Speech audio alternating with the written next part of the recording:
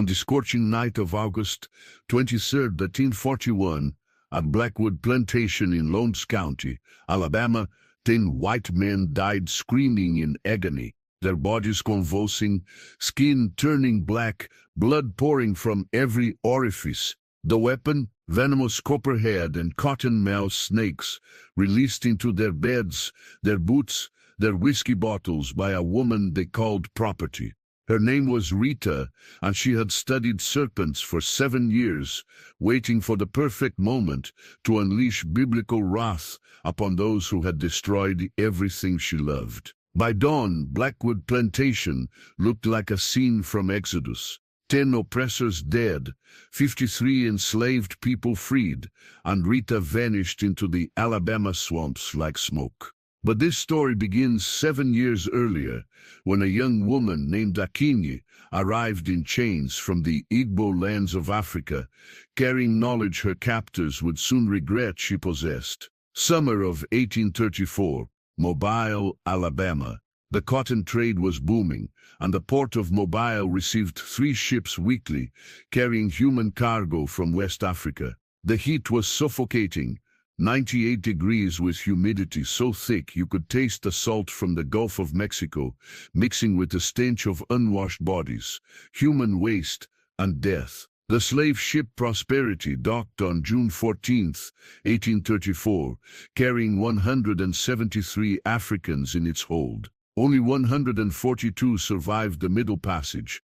Among them was a 23-year-old Igbo woman who would later be renamed Rita by her purchaser. Her real name was Akinyi, which meant born at dawn in her language. She was the daughter of a respected healer in her village near the Niger Delta, a woman who knew every plant, every root, every creature that crawled or slithered through the dense forests of West Africa. From age 7, Akinyi had learned at her mother's side which leaves cured fever, which roots stopped bleeding, which insects and serpents carried death in their bite. In Igbo tradition, knowledge of serpents was sacred. Snakes were messengers between the physical and spiritual worlds, carriers of both healing and justice. Akinyi's mother had taught her to handle the deadliest vipers without fear, to read their behavior, to understand their venom, to respect their power. That knowledge crossed the Atlantic with her, hidden in her mind where chains could never reach. At the Mobile auction block,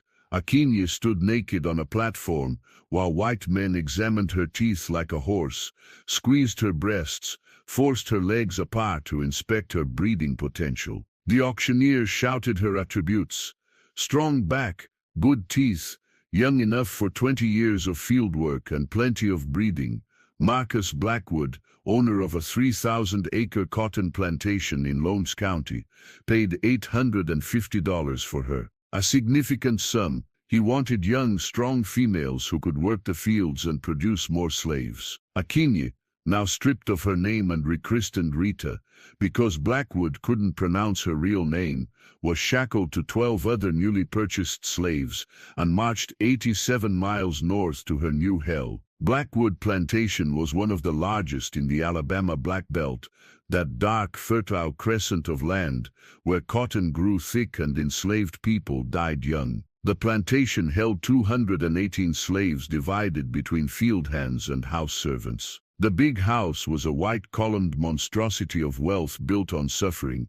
3 stories, 18 rooms, wrap-around porches, manicured gardens. The slave quarters were another world entirely. 42 crude cabins made of rough-cut pine, dirt floors, no windows, gaps in the walls wide enough to see through. Families of 6 to 8 crammed into spaces 12 feet by 12 feet. No beds, just corn-shuck mattresses on the floor. No heat except what you could generate yourself. Rita was assigned to the fields, cotton picking from can see to can't see, meaning from first light until darkness made work impossible. The quota was 200 pounds of picked cotton per day. Failure to meet quota meant whipping, 20 lashes minimum. She had scars from shoulders to ankles before her first month ended. But Rita was observant, intelligent, strategic. She noticed things others missed. She noticed that the Alabama swamps surrounding the plantation teemed with serpents.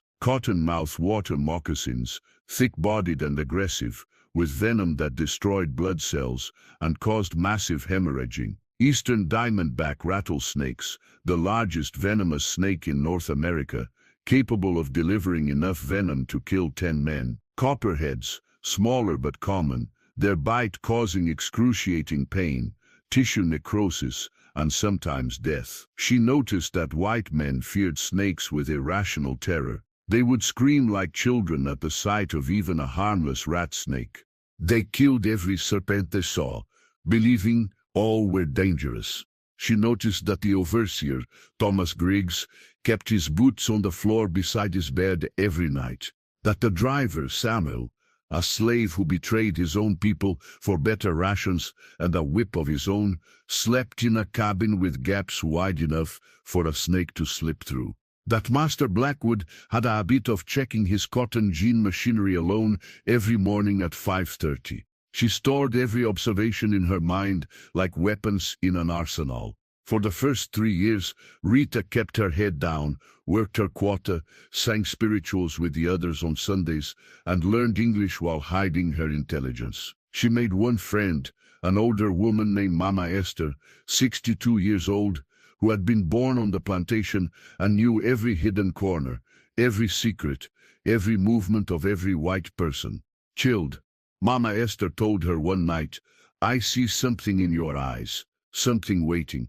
Be careful. That kind of fire burns everything, including you." Rita simply nodded. She wasn't ready. Not yet. She was still learning, still watching, still waiting. In her 4th year, Rita met Solomon. He was 31, born in Virginia, sold away from his family when he was 12. A blacksmith by trade, assigned to maintain all metal tools and equipment on the plantation. Strong hands, intelligent eyes, a voice like distant thunder when he sang "Swing Low, Sweet Chariot" on Sunday evenings. They married in the slave tradition, no legal recognition, no ceremony recognized by law, but real in their hearts. They jumped a broom on a Sunday evening in March of 1837, with 40 slaves witnessing, singing, celebrating, the small joy of love in a place designed to destroy it. For 2 years, Rita knew something she thought impossible in slavery: happiness. Not freedom,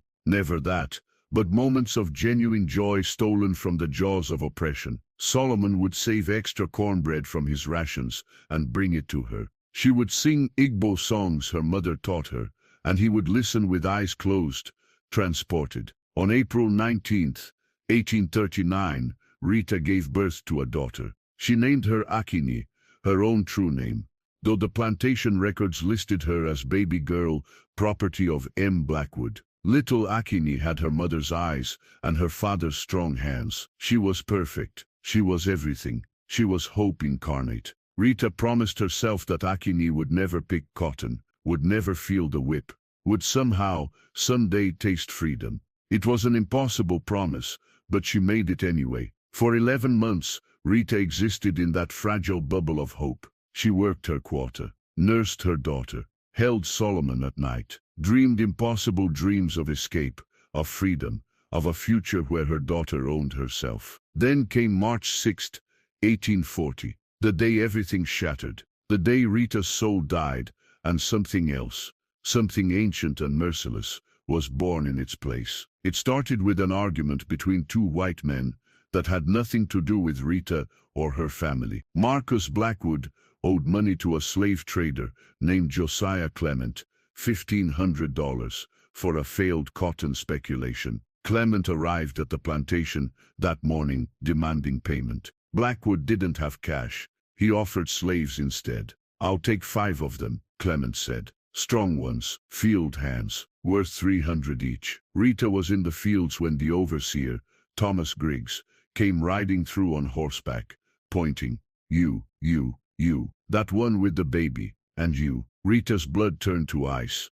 "No, please, not." Griggs cracked his whip. "Shut your mouth, nigger, or I'll shut it for you." Solomon was at the blacksmith shop when he heard Rita's screams. He came running, still holding the hammer from his work. He saw Clement's men tearing baby Akini from Rita's arms. The baby was crying, Rita was fighting, and 4 white men held her down, while a 5th pried her fingers from her daughter's clothes. "That's my child. Please, please God, no." Rita shrieked, a sound that wasn't human. It was the sound of a soul being ripped in half. Solomon ran forward. "You can't separate a mother from a nursing baby. She'll die without." Thomas Griggs was faster. He raised his rifle and fired. The bullet entered Solomon's chest and exited through his back, spraying blood across the red Alabama clay. He fell face forward, twitched once, and was still. Rita's scream stopped. Her voice died in her throat. Her eyes went vacant,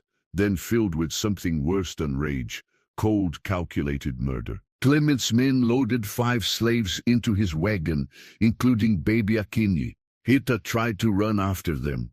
Griggs knocked her down with the butt of his rifle. She tried to rise. He kicked her in the ribs. She heard them crack. She couldn't breathe, couldn't move, could only watch as the wagon carrying her 11-month-old daughter disappeared down the plantation road, the baby's cries fading until there was nothing but silence and the smell of blood and cotton.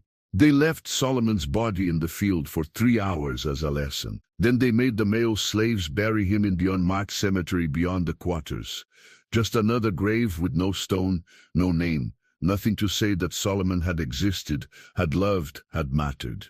Rita attended the burial with 3 broken ribs, a swollen face, and eyes that no longer looked human. She didn't cry, didn't speak, just stood there while Mama Esther sang "Steal Away" and the men shoveled dirt over her husband's body. That night, alone in the cabin that still smelled like Solomon and baby Akinyi, Rita made her vow. She cut her palm with a piece of broken metal, let her blood drip onto the dirt floor, and spoke words in Igbo that her mother had taught her. Words for binding oaths, for calling on ancestral spirits, for swearing vengeance that transcended death itself. "By the blood of my husband Solomon, by the tears of my daughter Akinyi, by the spirits of my mother stretching back to the beginning, I swear, every man who caused this will die. I will be the serpent in their garden. I will be the venom in their veins. I will be the last face they see before hell claims them. No mercy, no forgiveness, no escape." She wrapped her bleeding palm in cloth and lay down on the floor. She didn't sleep. She stared at the darkness and began to plan. From that moment, Rita became 2 people. On the surface, she was the obedient slave. Worked her quota, said, "Yes, master." Kept her eyes down, showed no defiance. But underneath, she was the hunter. Every free moment she had. Sundays, the hour after dark before sleep. The brief minutes between tasks she spent in the swamps. She studied the serpents with the knowledge her mother had given her, but now with lethal focus. She learned which snakes were most aggressive, which struck fastest, which venom killed quickest, which caused the most agony before death. Cottonmouth water moccasins became her favorites. They were common in Alabama swamps, aggressive when threatened, and their venom caused catastrophic hemorrhaging. Victims bled from eyes, nose, mouth, and every orifice as blood vessels collapsed. Death was neither quick nor merciful. She learned to identify their dens by the musky smell, the shed skins, the remains of prey. She learned their behavior patterns.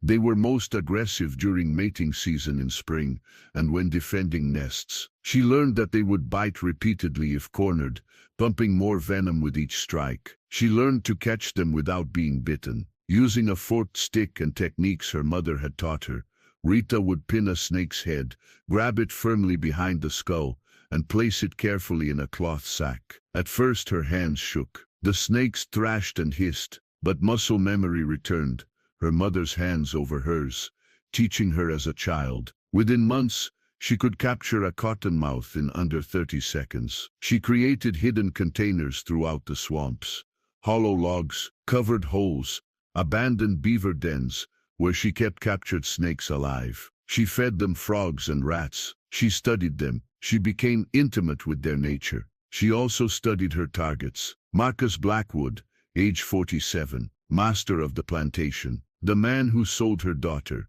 He woke every day at 5 o'clock, drank coffee on the back porch at 5:30, and walked alone to inspect the cotton gin machinery at 5:45. His routine was clockwork. His vulnerability was consistent. Thomas Griggs, age 34, overseer, the man who shot Solomon. He lived in a cabin 200 yards from the big house. Every night he removed his boots and placed them on the floor beside his bed. Every morning he put them on without checking inside. He drank heavily, bourbon straight from the bottle, until he passed out around 10 o'clock. Samuel Hayes, age 41, driver, the enslaved man who betrayed his own people, who wielded the whip, who reported every whispered plan of escape, who beat other slaves to curry favor with white men. He slept in the quarters, cabin number 7. His door didn't latch properly. He had no friends. No one would defend him. Robert Crane and Daniel Foster, slave catchers. They visited the plantation monthly to inspect slaves, to hunt runaways, to terrorize. They brought bloodhounds that they let attack enslaved children for entertainment. William Prescott, the plantation doctor. He conducted medical experiments on enslaved people without anesthesia, amputations, tumor removals, gynecological surgeries on slave women to practice techniques. He believed black people felt less pain than whites. He was wrong. Jacob Turner, Joseph Hayes, and Nathaniel Coil, 3 neighboring plantation owners who assisted Blackwood in punishments. When one plantation wanted to make an example, they invited the others. Mass whippings, brandings, executions. They made it a social event with whiskey and cigars. And Josiah Clement, the slave trader who bought her baby, 10 men, 10 serpents needed. Rita spent 17 months preparing. She captured 23 cottonmouths, 12 copperheads, and 6 eastern diamondback rattlesnakes. She kept them in hidden locations. She tested their aggression levels. She learned which individuals were most likely to strike immediately, which needed provocation, which would bite multiple times. She created a network of small cloth bags that she could wear under her dress, specially sewn pockets invisible to cursory inspection. She practiced moving with snakes secured against her body. The serpents, kept in darkness, remained relatively calm as long as they were warm and undisturbed. She studied schedules with obsessive precision.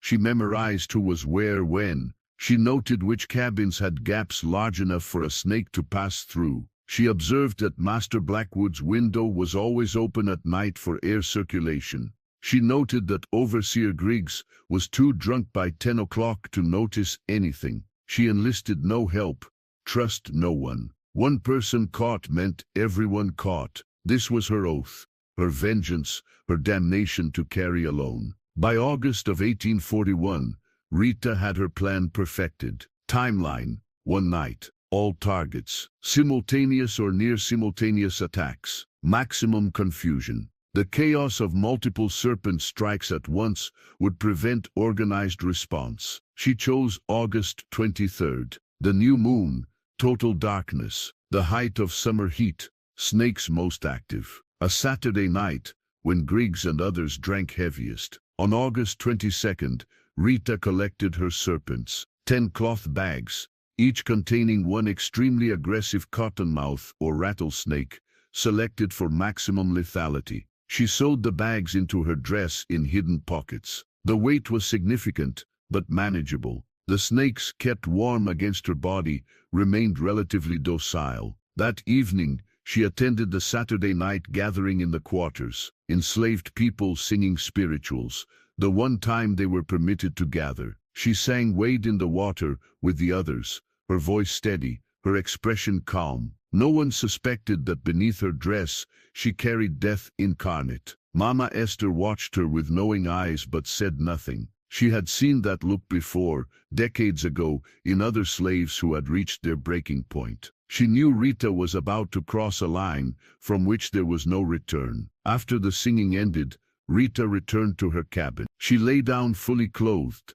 staring at the ceiling, listening to her own heartbeat. She thought of Solomon, buried in an unmarked grave. She thought of baby Akini, sold to God knows where, probably dead by now. An 11-month-old child could not survive being ripped from her nursing mother. She thought of her mother in Igbo land, teaching her about serpents. "They are not evil, Akini," her mother had said. They are justice. They strike only what threatens them. They kill only what needs killing. Rita whispered into the darkness, "Tonight I am the serpent." At 11 o'clock, when the plantation slept, she rose. The night air was thick and hot, 92 degrees even after sunset. Crickets screamed from every tree. In the distance, a screech owl called, a sound some slaves believed was an omen of death. Rita smiled. The omen was correct. Her first target was the easiest, Samuel Hayes, the driver. His cabin was third from the end of the quarters. The door, as always, didn't latch properly. Rita approached in absolute silence, bare feet making no sound on the packed earth. She could hear Samuel snoring from outside, deep, rumbling, the sleep of a man with no conscience. She pushed the door open slowly. It creaked softly, but Samuel didn't stir. She could see his bulk on the corn-shuck mattress, one arm thrown over his face. Rita reached into her dress and carefully extracted a cloth bag containing an especially aggressive male cottonmouth, 4 feet long and thick as her wrist. She had tested this particular snake repeatedly. It struck at anything that moved. She approached the mattress, crouched down, and carefully opened the bag at the foot where Samuel's legs were. The snake, suddenly free, immediately sensed warmth and movement. It slithered up Samuel's leg. Samuel stirred, mumbled something. The cottonmouth, feeling threatened by the movement, struck. Its fangs sank into Samuel's inner thigh, pumping venom directly into his femoral artery. Samuel's eyes snapped open.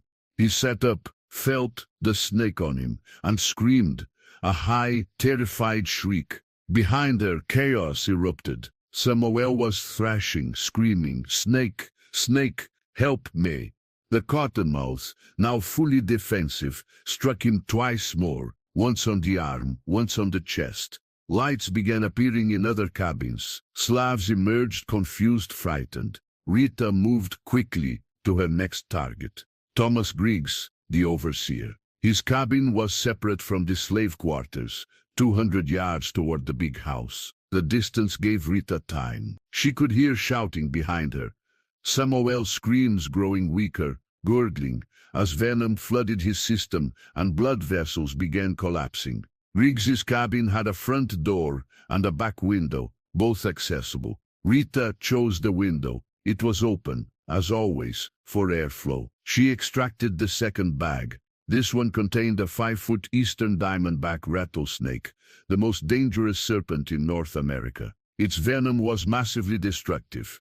Tissue necrosis, cardiovascular collapse, and if untreated, death within 6 to 12 hours. But this one was special. Rita had starved it for 4 days. It was extremely aggressive. She approached the window and peered inside. Griggs was passed out in his bed, still partially clothed, an empty bourbon bottle on the floor. He reeked of alcohol, even from outside. Rita carefully reached through the window with the cloth bag and positioned it directly on Griggs's chest. Then she opened the bag and tipped it over. The rattlesnake, suddenly freed onto warm flesh, immediately coiled and struck, its fangs buried into Griggs's throat. He woke up choking, grabbed the snake reflexively, and it struck again, this time directly into his hand. He threw the snake across the room, but the damage was done. 2 strikes, massive venom payload, directly into major blood vessels. Griggs stumbled out of bed,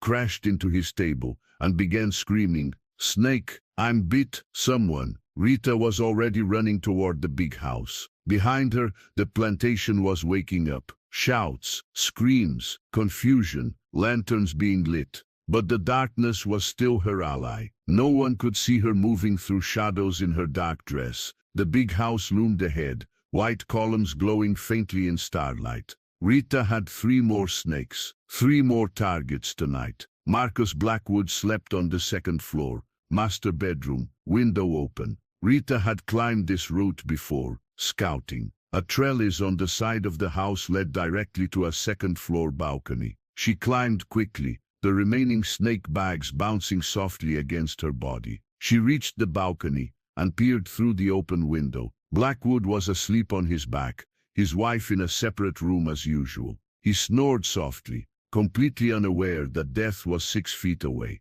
Rita extracted the third bag. Another cottonmouth, this one female, and extremely aggressive because she had been removed from her nest 2 days ago. Rita crept to the bed, positioned the bag on Blackwood's chest, and opened it. The cottonmouth emerged angry. She struck immediately, twice in rapid succession, once on Blackwood's neck, once on his face. Blackwood's eyes shot open, his hands flew to his neck. He felt the snake on him, and screamed, a high, terrified sound completely unbefitting a man who had terrorized hundreds of people. The cottonmouth struck again, this time on his hand. Blackwood fell out of bed, thrashing. "Help, snake, Prudence, get help." His wife screamed from the other room. Rita was already out the window, climbing down the trellis. Behind her, the big house erupted in chaos. Prudence Blackwood's screams, Marcus Blackwood's bellows of pain and terror, servants running, doors slamming. Rita hit the ground and ran toward the overseer's quarters, where visiting slave catchers Robert Crane and Daniel Foster were staying. They slept in a shared cabin near the stables, their bloodhounds chained outside. The dogs began barking as Rita approached, but she had prepared for this. She tossed chunks of meat laced with laudanum to the dogs. They gobbled them eagerly, and within minutes began to stumble and lie down. Rita entered the cabin. Both men were waking up due to the distant commotion and their dogs barking. "What the hell is going on?" Crane muttered, sitting up. Rita threw 2 snakes simultaneously, one copperhead toward each bed. Both serpents, disoriented and defensive, struck immediately. Crane was bitten on the arm, Foster on the leg. Both men screamed. Both fell out of their beds. The copperheads, now loose in the cabin, continued striking anything that moved. Rita didn't wait to watch. She had 3 targets left. Dr. William Prescott lived in a small cottage on the plantation grounds, where he could be summoned for medical emergencies. Rita handed next, a remaining 3 snakes secured in a dress. Prescott's cottage was dark. She tested the door, unlocked. Arrogant. He never imagined a slave would dare enter. She slipped inside. Prescott was asleep in his bed, medical instruments neatly arranged on a table beside him. Rita approached silently. She looked at those instruments, scalpels, bone saws, forceps, all used on enslaved bodies without anesthesia, without consent, without humanity. She extracted a rattlesnake, opened the bag directly over Prescott's face, and dumped the snake onto his chest. Prescott woke up to fangs in his throat. He tried to scream but couldn't. The snake's bite had hit his windpipe. Blood poured from the wound. He thrashed, fell out of bed, crashed into his table of instruments. Rita walked out while he choked and bled. 2 snakes left, 2 targets remaining tonight. The neighboring plantation owners, Jacob Turner and Joseph Hayes, were staying in the big house guest rooms on the 1st floor. They had come for tomorrow's cotton auction. Rita re-entered the big house through the servants' entrance. The entire house was in chaos. Screaming, running, Prudence Blackwood shrieking that her husband was dying, servants trying to find the snake. Absolute pandemonium. No one noticed one more slave moving through the corridors. She found Turner's room first. He was awake, dressed, opening his door to see what the commotion was about. Rita simply opened a snake bag and threw the contents at him. The copperhead struck him in the face before he even understood what was happening. He staggered backward, screaming, clutching his face. The snake fell to the floor and struck again, this time his ankle. Rita moved to the next room. Joseph Hayes. He was standing in his doorway, holding a candlestick, squinting into the darkened hallway. "Who's there? What in God's name?"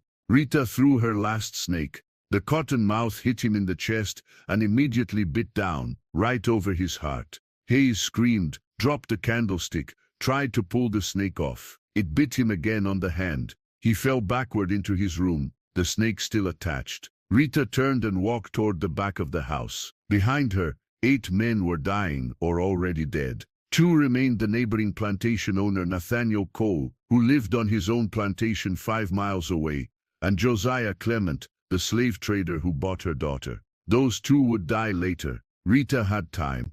Tonight had shattered this plantation's power structure. The chaos would last for days. She walked out of the big house through the back entrance. The plantation was complete pandemonium now. Slaves running everywhere, white women screaming, someone ringing the emergency bell that normally called slaves to work. Rita walked calmly through it all.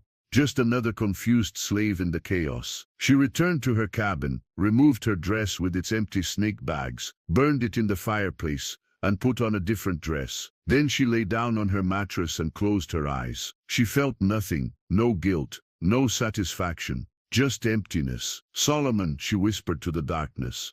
Akinyi, it's begun. By dawn, 8 men were dead or dying. Samuel Hayes, the driver, died first, within 30 minutes of being bitten. Multiple cottonmouth strikes to major blood vessels meant rapid cardiovascular collapse. He bled from his eyes, nose, and mouth as horrified slaves watched, unable or unwilling to help the man who had betrayed them for years. Thomas Griggs, the overseer, lasted 2 hours. The rattlesnake bites to his throat and hand delivered massive amounts of venom. He screamed for help that came too late. His flesh began rotting while he was still alive. Tissue necrosis spreading from the bite sites. He died just before dawn, his throat so swollen he suffocated. Marcus Blackwood, bitten 3 times by an aggressive female cottonmouth, lingered until 8 o'clock in the morning. His wife sent riders to fetch a doctor from Hayneville, 12 miles away, but the doctor didn't arrive until 9:30, 90 minutes too late.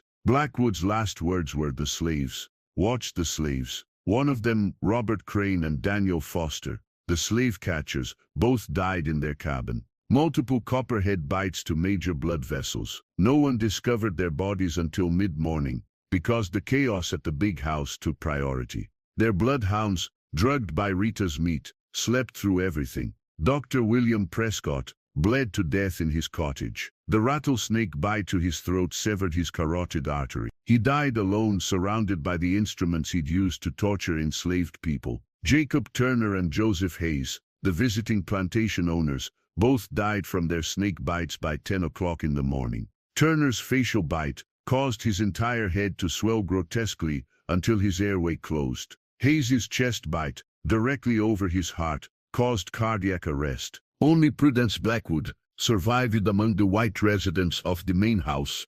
She hadn't been targeted. She stood in the parlor surrounded by dead and dying men, screaming until her voice gave out. By noon on August 24th, 1841, Blackwood Plantation had no master, no overseer, no driver, no visiting authorities, and no clear chain of command. The slaves gathered in the quarters, whispering, speculating, terrified and exhilarated in equal measure. Who did this? Was it really snakes?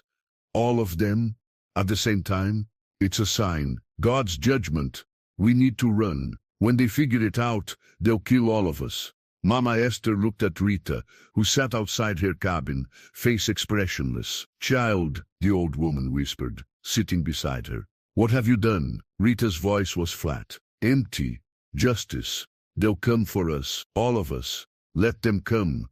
"Rita, they took my husband. They took my husband. They took my baby. They took everything." Rita finally looked at Mama Esther, and the old woman recoiled at what she saw in those eyes. "I took everything back." By afternoon, riders had been sent to neighboring plantations and to the county seat. By evening, a militia of 40 white men arrived, armed with rifles, whips, and bloodhounds. They found a plantation in chaos.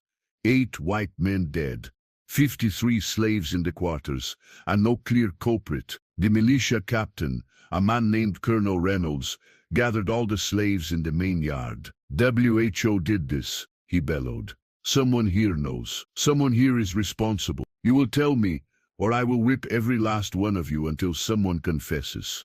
Silence. Reynolds selected a young man at random. "String him up." They tied the man to the whipping post and gave him 20 lashes. He screamed, but said nothing because he knew nothing. They selected another, 20 more lashes, and another. After the 5th person was whipped, Mama Esther stepped forward. "Stop," she said quietly. Reynolds turned to her. "You know something, old woman.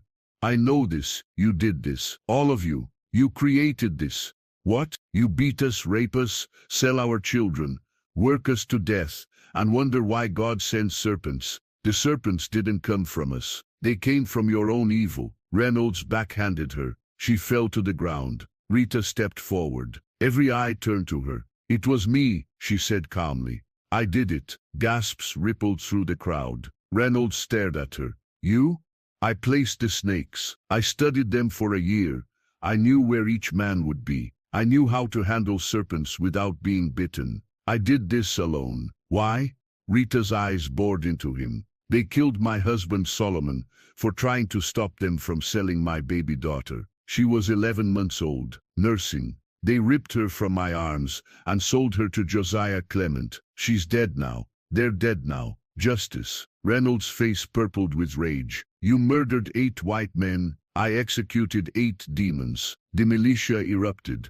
20 men rushed forward. They knocked Rita to the ground, kicked her, chained her hands and feet. Hang her, someone shouted. Not yet, Reynolds bellowed. First we make an example. They dragged Rita to the whipping post, where minutes earlier 5 innocent slaves had been whipped. They tied her arms above her head and ripped her dress down to her waist. 100 lashes, Reynolds declared. So every slave in Alabama knows what happens to murderers. Rita didn't beg, didn't cry, didn't speak. The first lash cut deep across her shoulders. The second opened skin from shoulder blade to lower back. By the 20th lash, her back was a mass of torn flesh and exposed muscle. By the 50th, she had passed out from blood loss and pain. They threw water on her to wake her up. Stay conscious, Reynolds roared. You will feel every single one. They continued to 100. Her back looked like butchered meat. Blood pooled at her feet. She drifted in and out of consciousness. When they finally cut her down, she collapsed in a heap. Take her to the jail in Hayneville, Reynolds ordered. Trial in 1 week. Then hang her publicly so every Negro in Lowlands County sees. They threw Rita into a wagon like a sack of cotton. The ride to Hayneville was agony. Every bump sent waves of pain through her destroyed back. She drifted between consciousness and darkness, sometimes seeing Solomon's face, sometimes hearing baby Akini crying. The Hayneville jail was a brick building with 6 cells. They threw Rita into one, still chained, and left her on the stone floor without medical treatment. For 3 days, she lay in her own blood. The wounds on her back became infected. Fever set in. She hallucinated, saw her mother in Igbo land, saw Solomon reaching for her, saw Akini as a grown woman, free. On the 4th day, a white woman visited. She was perhaps 50 years old, dressed in plain Quaker gray. My name is Margaret Wilson, the woman said through the bars. I am an abolitionist. I have heard your story. Rita managed to focus on her. Why are you here? To bear witness, to document, to ensure your story is not forgotten. I'll be dead in 3 days. Yes, but your story will live. I will write it. I will tell it in the North. I will make sure people know that Rita, a mother, a wife, a human being, struck back against evil. Rita tried to smile. It came out as a grimace. Tell them, I'm not sorry. Tell them if they enslave people, the serpents will come. Margaret wrote furiously in her notebook. I will tell them exactly that. The trial was held on August 30th, 1841. Rita was carried into the courthouse on a stretcher because she couldn't walk. Infection and blood loss had left her very alive. The trial lasted 47 minutes. She was charged with 8 counts of murder. The prosecution presented testimony from Prudence Blackwood, from militia members, from neighboring plantation owners, and from 3 slaves who were threatened with hanging if they didn't testify. No defense was offered because no lawyer would represent her. The judge asked Rita if she had anything to say before sentencing. With tremendous effort, Rita sat up on her stretcher. Blood seeped through the bandages on her back. She looked at the all-white jury, at the judge, at the crowd of white spectators who had come to see the murderous negress. You call me a murderer, she said, her voice weak but clear. But I am not. I am a mother whose child was stolen. I am a wife whose husband was shot for trying to protect his family. I am a human being who was treated as property. Silence, the judge began. You enslaved my people for profit. You raped our women. You sold our children. You worked us to death. You killed us for entertainment. And you dare call me the murderer? Remove her. I killed 8 men. 8? Do you know how many of my people you have killed? Hundreds of thousands. Millions. You built your pretty houses and your cotton empire on our corpses. You drank wine while our blood soaked the soil. The bailiffs were dragging her stretcher toward the door. Rita shouted over them, I die tomorrow, but I die proud. I die knowing that for one night the serpents came for the wicked, and they will come again. Every slave who hears my story will know we can fight back. You are not invincible. You bleed like we bleed. You die like we die. They carried her out while she screamed. The serpents will come again. Tell your children. Tell your grandchildren. Sleep with one eye open because the serpents. The door slammed shut. The verdict was delivered in 90 seconds. Guilty on all counts. Sentence, death by hanging. September 1st, 1841. Public execution. On September 1st, a crowd of 300 people gathered in Hayneville Town Square to watch Rita hang. A platform had been constructed specifically for the occasion. The gallows stood 12 feet high with a trapdoor mechanism. The rope was already tied with 13 coils, the hangman's noose. Rita was carried to the gallows on a stretcher. Her back wounds had turned gangrenous. She was dying of infection anyway. The hanging was merely finishing what the whipping had started. They placed her on her feet on the trapdoor. She swayed but remained upright through sheer will. The noose was placed around her neck. A minister approached. Do you wish to confess your sins and accept Christ before you die? Rita looked at him with eyes that burned despite her dying body. Your Christ allowed slavery. Your Bible justified our chains. I want nothing from your God. I go to meet the gods of my mothers, the ones who remember justice. The minister recoiled. The crowd murmured. The sheriff read the sentence. Rita, a slave formerly belonging to the late Marcus Blackwood, you have been found guilty of 8 counts of murder. You are hereby sentenced to death by hanging. May God have mercy on your soul. Rita laughed, a bitter, painful sound. God has no mercy, only we do, and I had none for my oppressors. Any last words? Rita looked out at the crowd. She saw enslaved people in the back, forced to attend as a warning. She saw plantation owners in their fine clothes. She saw white women holding children. She saw the entire system that had destroyed her life. My name is not Rita, she said clearly. My name is Akini, daughter of healers, mother of a stolen child, wife of a murdered husband. You stole my name. You stole my family. You stole my life, but you could not steal my spirit. She paused, gathering strength. To every slave, hearing this, resist, fight, never stop. Use every weapon you have. Be the serpent in their garden. Be the poison in their cup. Be the fire in their houses. They fear you. That's why they build these gallows. They know that if we all rose up at once, their empire would fall in a day. Enough, the sheriff barked. Rita shouted over him. They killed it. Ooh, he had even. But there are hundreds of thousands of you. If each of you killed one of them, the trap door dropped. The rope snapped taut. Rita's neck broke instantly, a small mercy. Her body swung for 15 minutes while the crowd slowly dispersed. No one claimed her body. By law, executed slaves were not permitted burial in marked graves. They threw her corpse into an unmarked pit on the edge of town and covered it with lime. But her story didn't die with her. Margaret Wilson, the Quaker abolitionist, wrote a 40-page pamphlet titled The Serpent's Justice, the true account of Rita, an African woman's revenge against slavery. She published it in 1842. It was banned in every southern state. Possession carried a 5-year prison sentence, but it circulated anyway, passed hand to hand among abolitionists, read aloud in secret meetings, smuggled to enslaved people who could read. Within 5 years, Rita's story had become legend. In slave quarters across Alabama, Mississippi, Louisiana, and Georgia, Mothers whispered to daughters.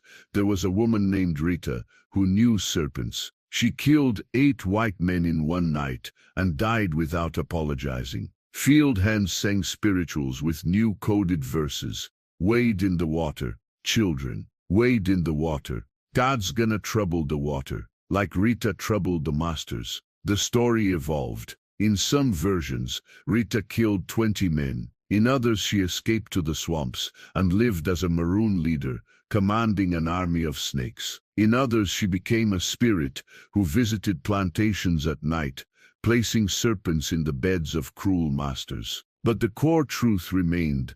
A woman enslaved and broken had fought back with intelligence and ancestral knowledge. She had killed those who destroyed her family. She had died unrepentant. The psychological impact on slaveholders was profound. For years after Rita's execution, plantation owners across the Black Belt lived in paranoid terror. They killed every snake they saw. They checked their boots obsessively. They had servants taste their food. They locked their doors at night, something they'd never done before. A doctor in Mobile documented a spike in what he called serpent hysteria. Plantation owners and overseers experiencing panic attacks, insomnia, and paranoid delusions about snakes. Several plantations in Lowndes County were abandoned entirely. The property values of plantations near swamps dropped by 30%. Some overseers quit, unwilling to risk becoming the next Thomas Griggs. The fear was contagious, and it was exactly what Rita had intended. In 1843, 2 years after Rita's execution, there were 3 documented cases of enslaved people using snakes to kill their oppressors in Georgia and South Carolina. The newspapers didn't publish details. They didn't want to spread the idea. But the whisper network among slaves buzzed with the news. Rita had proven it was possible. The serpent method worked. In 1859, 18 years after Rita's death, a man named John Brown led a raid on Harper's Ferry, attempting to spark a slave revolt. He failed. But during his trial, he quoted a pamphlet he'd read years earlier, "Be the serpent in their garden." He didn't know where the phrase came from, but abolitionists in the courtroom recognized it immediately. Rita's words, spoken from the gallows, traveling through time. In 1863, Abraham Lincoln signed the Emancipation Proclamation. Rita had been dead for 22 years, but her spirit, the spirit of uncompromising resistance, had helped crack the foundation of slavery's edifice. In 1865, the 13th Amendment abolished slavery. 4 million people went from property to persons under law. Rita never saw it. Solomon never saw it. Baby Akini never saw it. But their suffering, their resistance, their refusal to die quietly, all of it mattered. Today there is no marker for Rita's grave. Hayneville, Alabama, has no monument to her. No historical marker mentions her name. But in the oral traditions of African American families, descended from Lowndes County slaves, the story persists. Grandmothers tell granddaughters. Great-uncles tell nephews. There was a woman named Akini, who they called Rita. She knew serpents. She struck back. She died free in her mind, even though her body was in chains.